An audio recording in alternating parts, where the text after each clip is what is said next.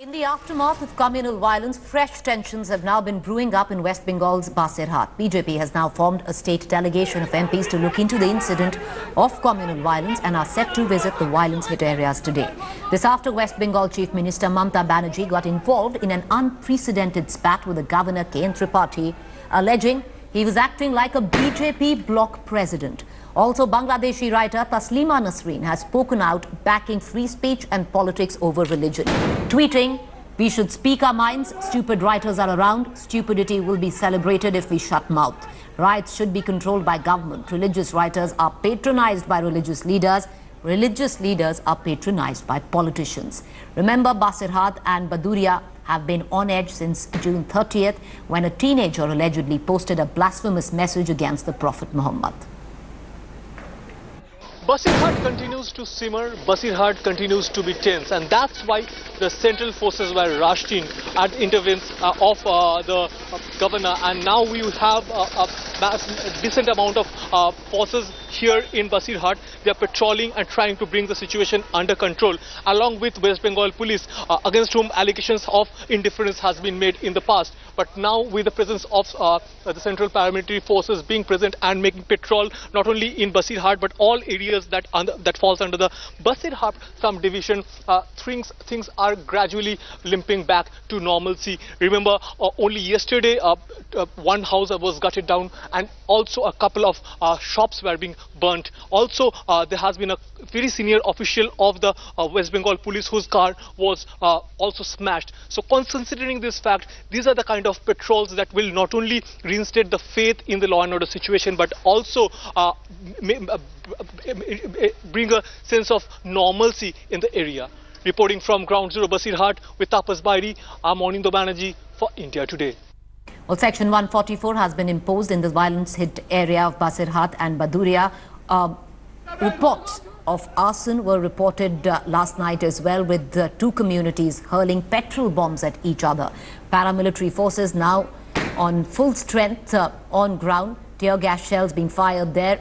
An uneasy calm since the morning, but tension still running high. I want to connect to Indrajit,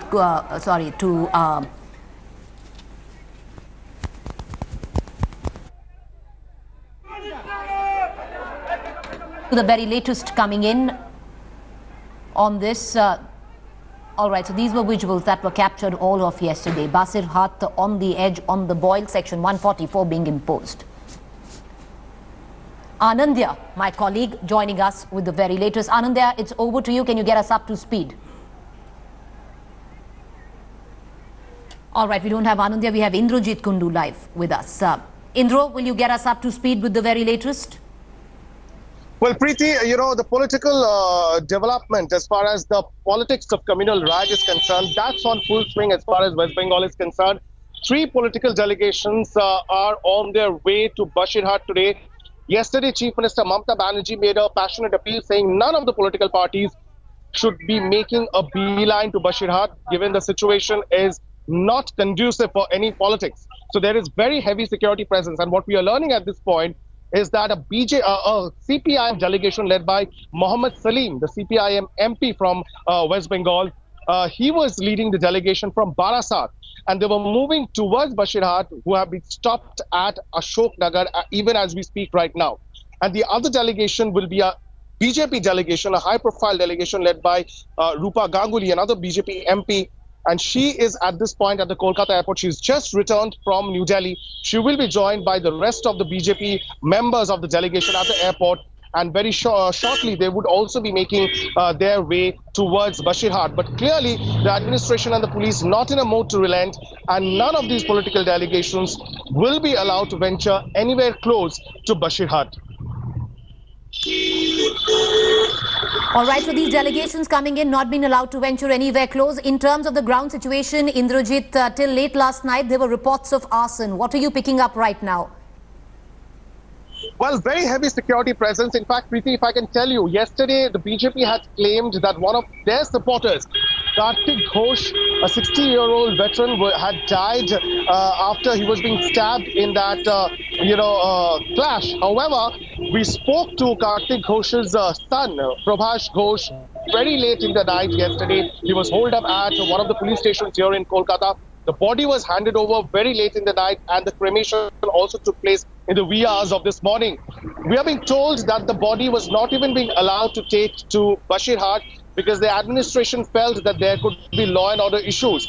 So the cremation had taken place in Kolkata itself, and later on the family was escorted by the...